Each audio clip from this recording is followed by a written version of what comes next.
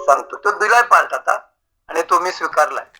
कोणाकोणाला आरोग्य खरोखर पाहिजे सांगा, प्रामाणिकपणाने सांगायचं, असं जरा थंब दाखवा. औषधमुक्त कोणाकोणाला व्हायचंय, औषधमुक्त व्हायचंय, रोगमुक्त व्हायचंय. आणि काही जरी माझ्यासारखे कोण असला, काही प्रॉब्लेम नसेल, भविष्यात आपल्याला औषध लागू नये असं सुद्धा आपल्याला काम करायचं आहे, प्रिव्हेन्शन म्हणून. बघा, जिथं तुम्हाला गरज आहे ना तिथं 100% औषधाचा उपयोग करा. तिथं काही दुमत असायचं कारण नाही आहे. मग तुम्ही पॅथी कुठली का वापरता, आयुर्वेद, होमिओपॅथिक, ॲलोपॅथिक, त्याचा वापर जरूर करा. पण हा वापर करत असताना आपल्याला फक्त काय करायचं आहे की आपलं जे रूट कॉज आहे की नाही, रोगाचं जे मूळ असतं त्याच्यावर आपण काय काम करायला लागलोय काय, आणि ते जर थोडं थोडं तुम्ही काम करत गेला तर तुम्ही काय होता ते टप्प्याटप्प्या शनै शनै त्यातनं तुम्ही बाहेर पडू शकता, रोगमुक्त होऊ शकता. आता तुम्ही ऐकलं की नाही पोपट पाटलांचा, लक्ष्मण पाटलांचा रिझल्ट बघा, त्यांचं ऑपरेशन कट झालं. त्यांनी काय तर त्यांनी रोगाच्या मुळावर काम केलं. वजन ज्यादा होतं त्याच्यावर त्यांनी काम केलं. आम्ही सांगितल्याप्रमाणे शतायुषी फॅमिलीच्या गायडन्स खाली काम केलं. ऑपरेशन कट कोणी केलं, नको म्हणून कोणी सांगितलं, त्यांच्याच डॉक्टरने सांगितलं, आम्ही काय नाही सांगितलं. तर तुम्हाला असं यातनं बाहेर पडायचं असेल तर ही प्रोसेस आहे. आणि त्यातला जो आयुर्वेदामधला, जे काल मी थोडासा रिकॅप घेतो, जगाला देणगी दिली म्हटलं ना आयुर्वेद आणि योग, तर ते सप्तधातू ही कन्सेप्ट पूर्ण आयुर्वेदामधली आहे. आता मी काल तुम्हाला ते व्याख्या हे पण सांगितलं होतं. समदोषः सम अग्निश्च समधातु मलक्रियाः प्रसन्नात्मेंद्रिय मनः स्वस्थ इत्यभिधीयते. तुमचे धातू जे आहेत की नाही ते सम प्रमाणात पाहिजे, तुमचा अग्नी सम प्रमाणात पाहिजे, तुमचे 3 दोष जे आहेत वात पित्त कफ हे सम प्रमाणात पाहिजेत. हे सगळं जर सम प्रमाणात नसेल की नाही हे विषम असतं, खालीवर होतं, कमी जास्त होतं. हे कमी होऊन पण चालत नाही. तुमचे दोष वात पित्त कफ धातू लक्षात आलं. तुमचा अग्नी म्हणजे तुम्हाला भूक कमी पण नको आहे, भूक तुमची जादा पण नको आहे. हे सगळं सम बॅलन्स पाहिजे लक्षात आलं. आणि एवढं असून सुद्धा प्रसन्न आत्मा इंद्रिय मन, लक्षात आलं. मन तुमचं किती प्रसन्न असतं. मन करारे प्रसन्न सर्व सिद्धीचे कारण. सगळा खेळ लक्षात घ्या, सगळा खेळ मनाचा असतो. लक्षात आलं काय, मनावर सगळा काय परिणाम होत असतो. तुम्ही काही करा, लक्षात आलं. आपण जे काय खातो पितो गणित, तर त्याचा सुद्धा आपल्या शरीरावर परिणाम होतो, तसं मनावर पण होतो. जैसे खावे अन्न तैसे होवे मन. लक्षात आलं. तुम्ही जे काय अन्न खाता त्याप्रमाणे तुमचा त्याचा शरीरावर परिणाम होतो आणि मनावर पण परिणाम होत असतो. आणि मग हा परिणाम होत असताना लगेच काय होत नाही, हे तुमचे 7 धातू एफेक्ट होत असतात. लक्षात आलं. तर त्याच्यावरती थोडा थोडा त्याचा परिणाम होत असतो. आता हे धातू म्हणजे काय, सप्त धातू. शरीर धारणात धातवाहा, काय म्हटलंय, शरीर धारणात धातवाहा. शरीर जे धारण करतात त्याला धातू म्हणतात. धारण करतात म्हणजे पकडून ठेवतात, लक्षात आलं. तर त्याला धातू म्हणतात. आणि पूर्ण पूर्ण ही आयुर्वेदाची कन्सेप्ट आहे. आता काल मी इथपर्यंत त्या ठिकाणी आलो होतो की आपल्याला या ठिकाणी पर्यंत आलो होतो.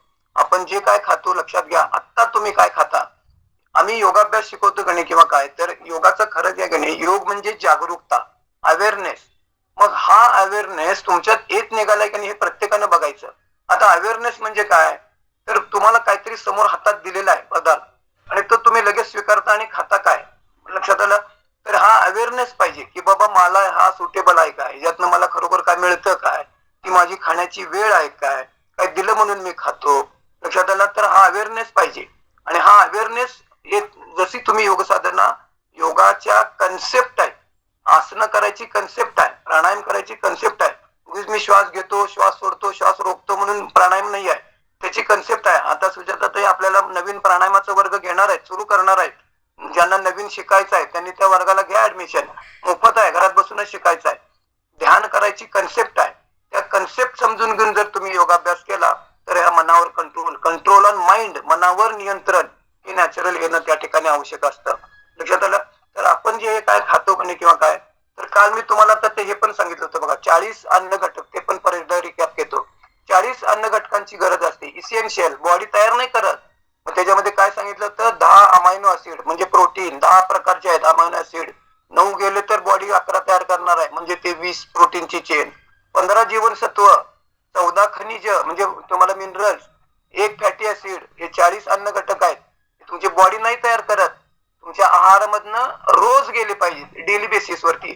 कधीतरी मी आठवड्यातनं एकदा, 4 दिवसातनं एकदा जीवनसत्व खनिज किंवा विटॅमिन्स मिनरल्स खातो, कधीतरी मी महिन्यातनं एकदा प्रोटीन खातो, अमायनो ऍसिड खातो, असं नाही आहे. तर हे रोज ज्यावेळी तुम्हाला देतात आणि मग हे आपल्या अन्न घटक 40 अन्न घटक. आता आम्ही काही लोक 40 अन्न घटक खातो. आता हे कुठले कुठले 40 अन्न घटक आहेत, मल्टीव्हिटॅमिन कोण खातं, हे रोज शेक कोण पितं, म्हणजे फॉर्म्युला 1 पिता 18 अन्न घटक जातात. मल्टीव्हिटॅमिन कोण कोण घेतं त्याच्यातनं तुम्हाला 22 जातात. 22 अधिक 18 किती बरोबर 40 अन्न घटक आहेत बघा. हे 40 अन्न घटक रोज रोज सुट्टी नाही. लक्षात आलं. उपवास वगैरे असेल तर तो भाग वेगळा. तर काय होणार आहेत हे 40 अन्न घटक तुमच्या सप्त धातू मधनं कन्वर्ट होत होत आणि मग तुमची धातू पुष्टी म्हणतो की नाही तर त्याच्यामध्ये होणार आहे. आणि काल मी तो पण पॉईंट सांगितला होता 60 ते 62% आपल्या शरीरामध्ये पाणी आहे. 100% मी सांगतो बघा पोट 60 ते 62% पाण्याचा अंश आहे. तुम्हाला प्रोटीन 16% आहे. तुम्हाला फॅट आहे ते फॅट 15% फॅट आहे. तुमचा ब्रेन सुद्धा 67% फॅट पासून बनलेला आहे. फॅटला बिलकुल घाबरायचं कारण नाही लक्षात घ्या. 16% तुम्हाला 15% फॅटची गरज आहे. कार्बोहायड्रेट तुम्हाला 0.7 कार्बोहायड्रेटची गरज आहे आणि आम्ही दिवसभर कार्बोहायड्रेटच खात असतो. मिनरल्स 7%, 7 खनिज लक्षात आलं. आणि जीवनसत्व पण आपल्याला विटॅमिन्स पण लागतात 0.0923 ते पण कमी प्रमाणात लागतात पण लागतात. विटॅमिन्स मिनरल्स कमी लागतात लक्षात आलं. तर हे 100% मी तुम्हाला लागतो की नाही. मग हे असं त्याचं डिवायडेशन हे केलेलं आहे. तेवढं आपण खातो काय तर आपल्या आहारामध्ये प्रामुख्याने दिवसभरातल्या की नाही सिंपल कार्बोहायड्रेट ज्यादा असतात लक्षात आलं काय.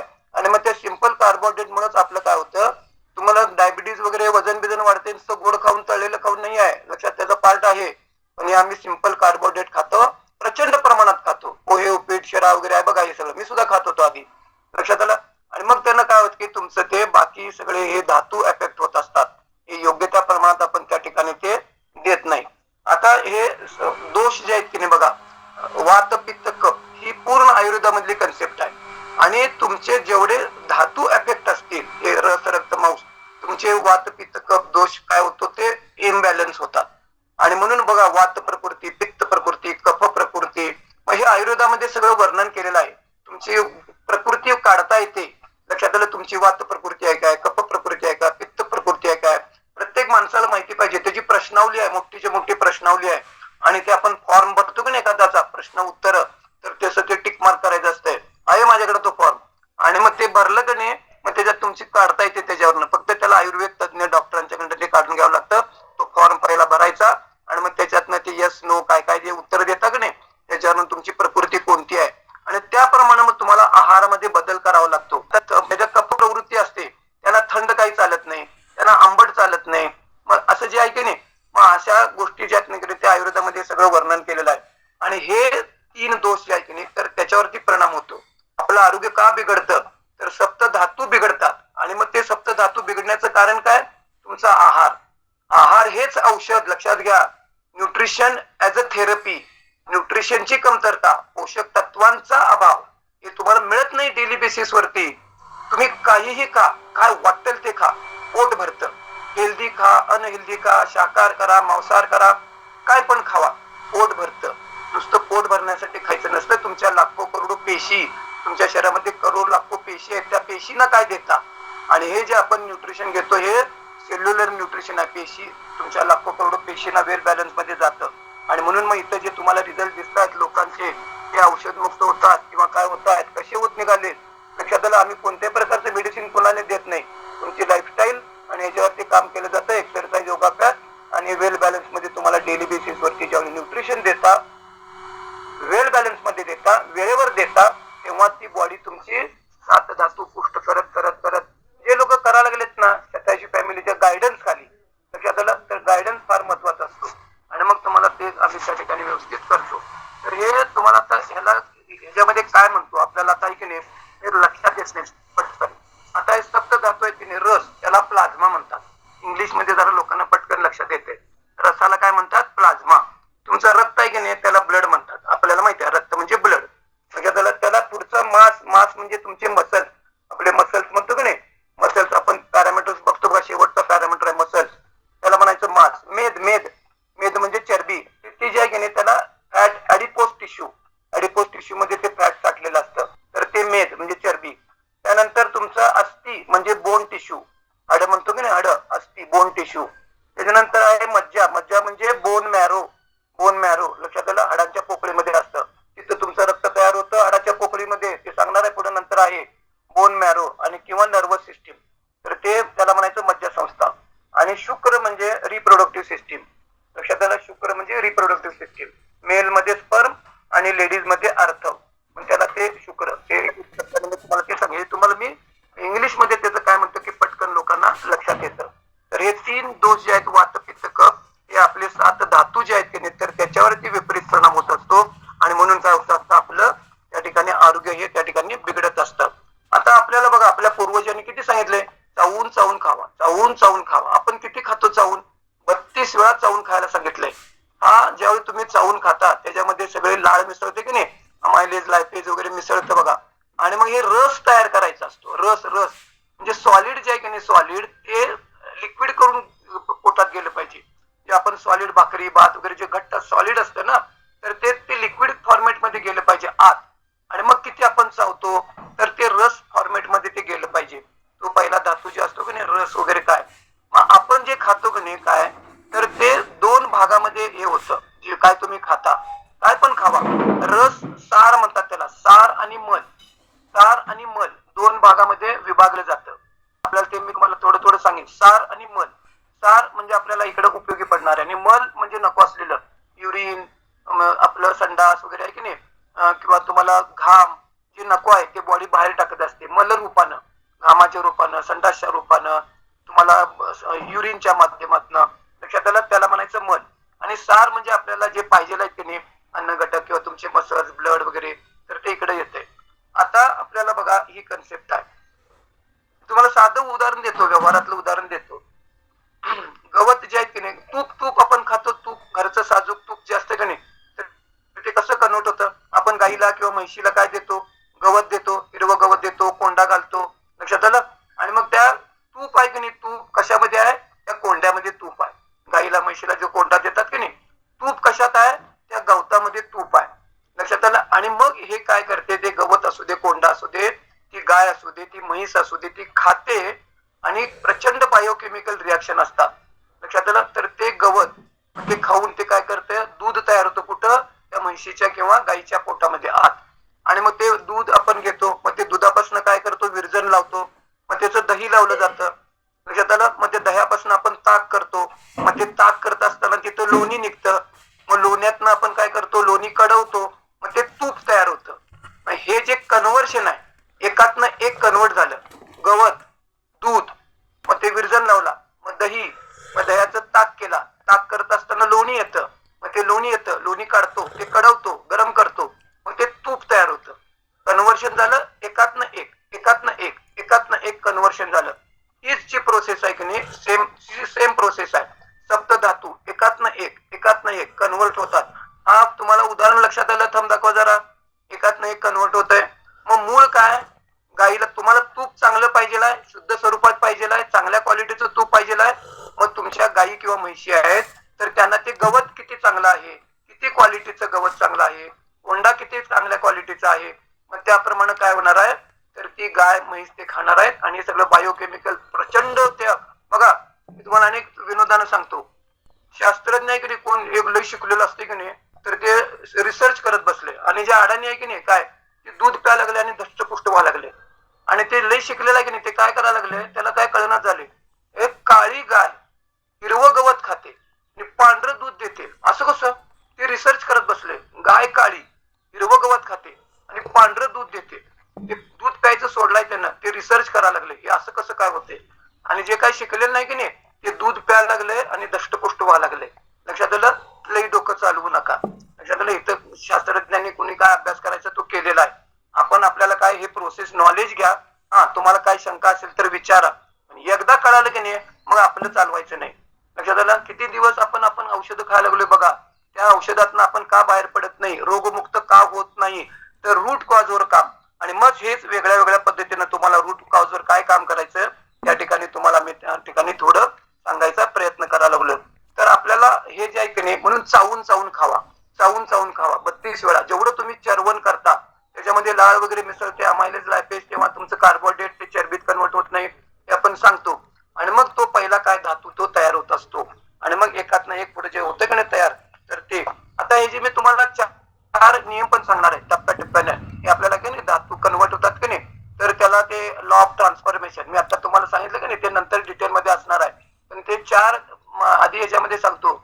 शरीर दधी न्याय आता काय सर हे काय जरा विचित्रच आहे आयुर्वेदामधलं सगळं आहे. केदारी कुल्य न्याय आता ते पुढचं सांगणार आहे लॉ ऑफ ट्रान्सफॉर्मेशन. खले कपोत न्याय आणि एक काल धातू पोषण न्याय हे 4 त्याच्यामधले पार्ट आहेत, ते पुढे पुढे टप्प्याटप्प्याने येणार आहेत. ते सगळ्या आयुर्वेदामधल्या कन्सेप्ट आहेत.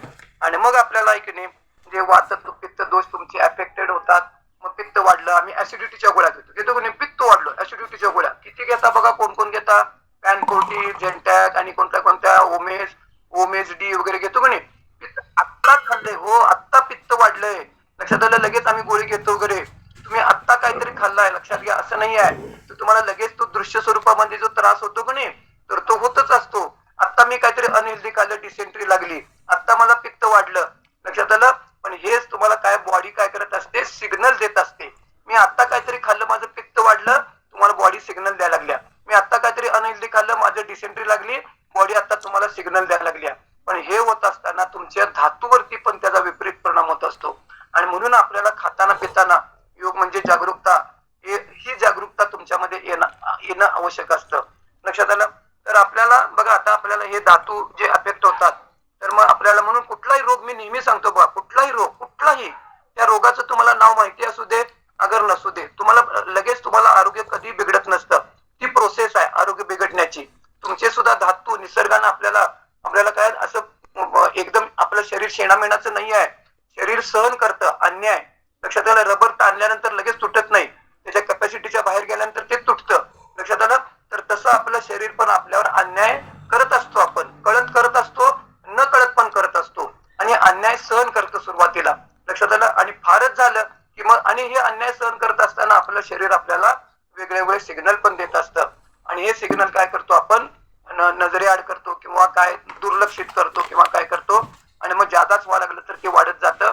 काही वेळेला बऱ्याच वेळा आपण अंगावर काढतो, सहन करतो, किरकोळ काहीतरी काउंटरला, आमच्याकडे लोक औषध देतात काउंटरला, काउंटर मेडिसिन असतात दुकानदारांच्याकडे, तुम्ही लगेच डॉक्टरांच्याकडे पण जात नाही. पित्त वाढलं ते दुकानदाराकडे जातात, दुखा लागलं पेन किलर घेतात, सगळे घेत असतात, लक्षात आलं. हे किरकोळ याला आपण काही असं काहीतरी घेत राहतो, रूट कॉज कुठं आहे ते काय लक्षातच येत नाही.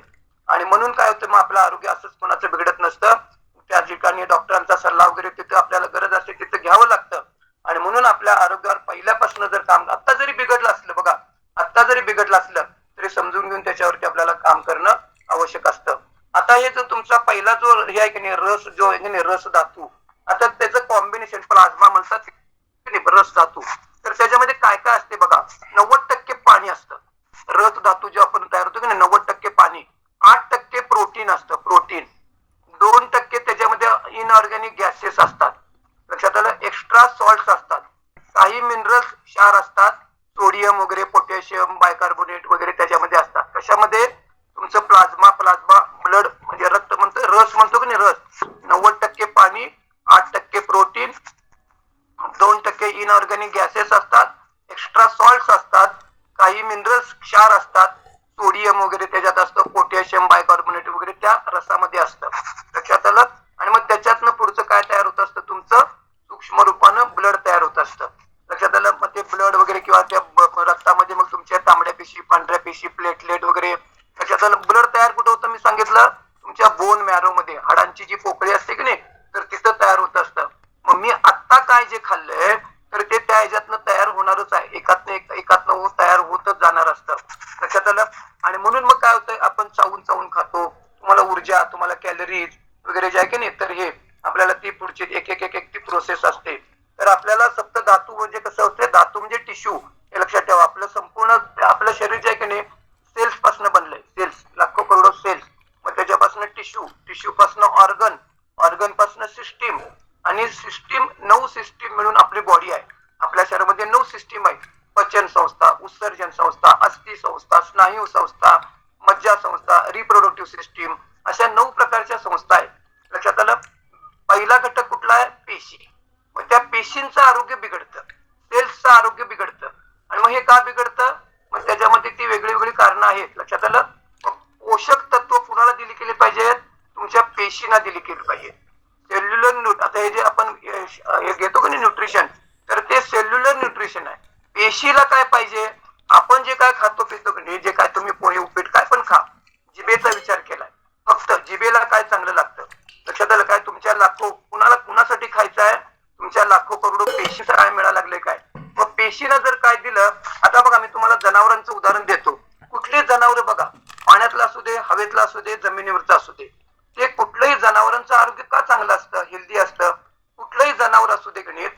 निसर्गानं जे दिलंय ते तसंच्या तसं खातात.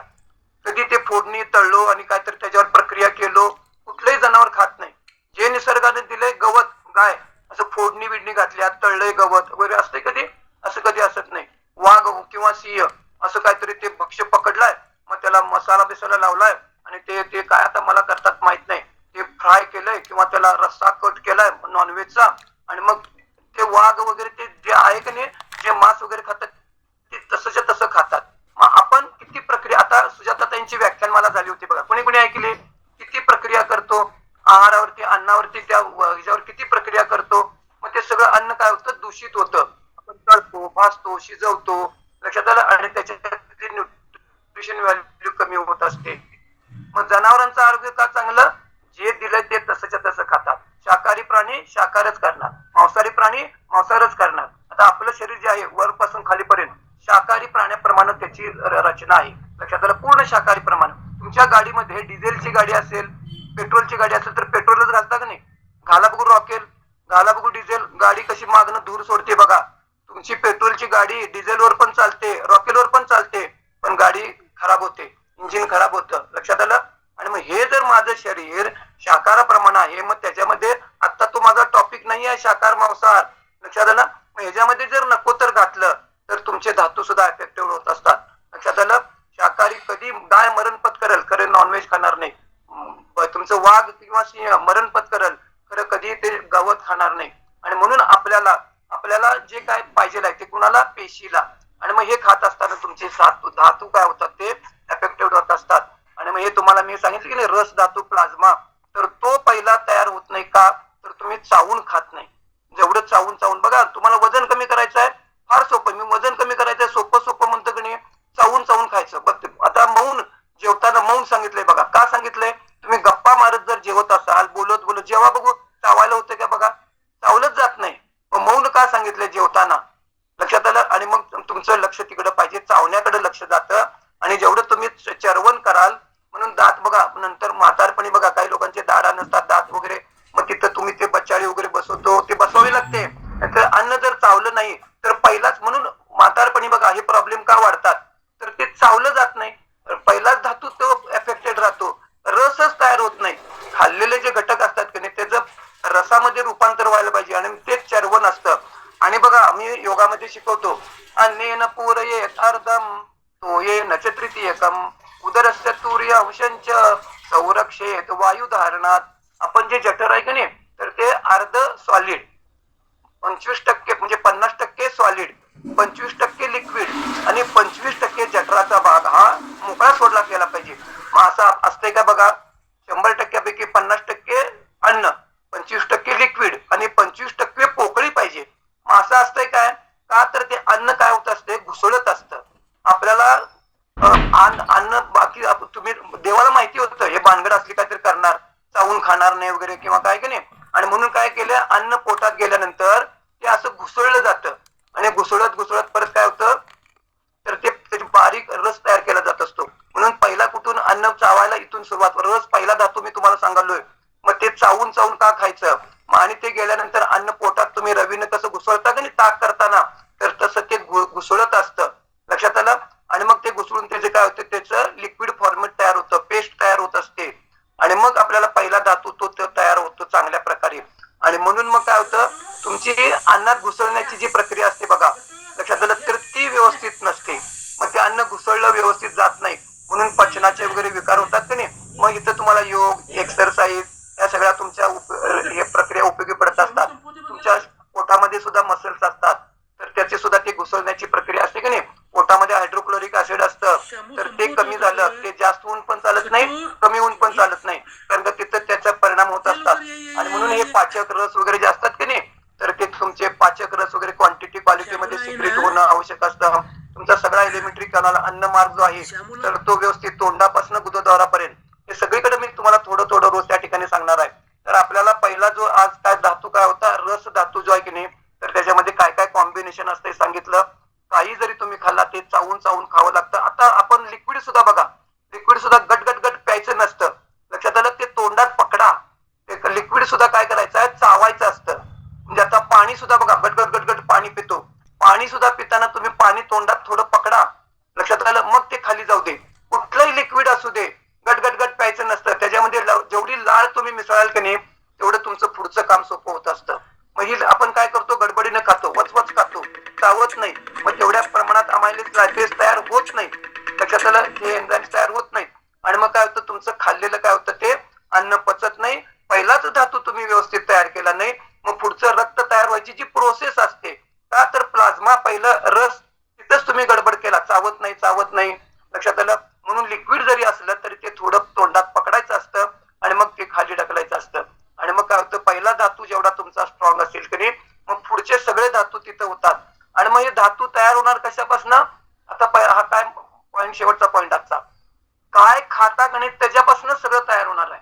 काही का, हेल्दी का अनहेल्दी का, काय जे खाणार आहे त्याचा रस, रक्त, मांस.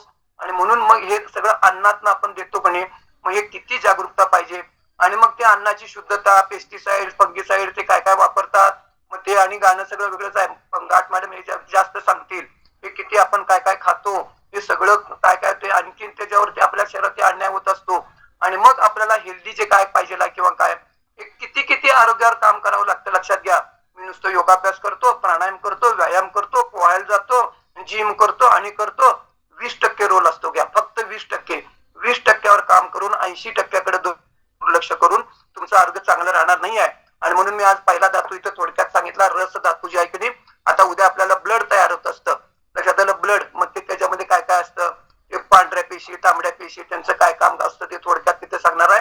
आणि मग ब्लड जर तयार व्हायचं असेल तर त्याचा काय रोल असतो, मग तिथं आहारामध्ये तुम्हाला काय घ्यायचं नाही, काय नाही वगैरे, ते डॉक्टर सांगतात तरी हिमोग्लोबिन कमी असतं, मग ते कशामुळे कमी होतं, मग तिथं आहारामध्ये स्पेसिफिक ते पदार्थ तुम्ही घालता का नाही, हे असे बरेच त्या ठिकाणी घटक असतात. आणि मग इथं लोकांना रिझल्ट काय लागलेत, तर हे गायडन्स केलं जातं. शेताची फॅमिलीमध्ये आमच्याकडे सुद्धा डॉक्टर, तज्ज्ञ वगैरे लोक आहेत ना, तुम्हाला कस्टमाइज गायडन्स केलं जातं, स्पेसिफिक. आणि म्हणून मग इथं काय होतं, तुमची लाईफस्टाईलवर बदल केला जातो. हे बाकी 20%वर पण 80%वरती आहारामधला बदल, मनावर काम. आणि मग आता जो माझा टॉपिक चालू आहे, तर हे ह्याच्यावर जरा जर तुम्ही समजून घेतला की नाही, लक्षात घ्या, दिलं म्हणून लगेच घेऊ नका, स्वीकारू नका. त्याच्यातनं मला काय मिळतं का, वेळ आहे का माझी, ही जागरूकता आहे की नाही. तर दिलं की स्वाहा, अग्नीमध्ये टाकतात की नाही आहुती, दिलं की कधी नाही म्हणतच नाही, लक्षात आलं. आणि म्हणून ही जागरूकता आहे की नाही आपल्याला आली पाहिजे. त्यातनं आपल्याला खरोखर काय मिळतं का नाही, तर ते धातू काय होत असतात, एफेक्टेड होत असतात. उद्या बघायचं आपल्याला रक्त धातू. ओके मॅडम, चलो जोरदार क्लॅपिंग करू आपण विजय शेटे सरांसाठी. साधं रस महत्वाचं आहे आणि या गोष्टी आपल्याला आज कळाल्या, उद्याला पण बघणार आहोत. रक्त रस रक्त. ओके.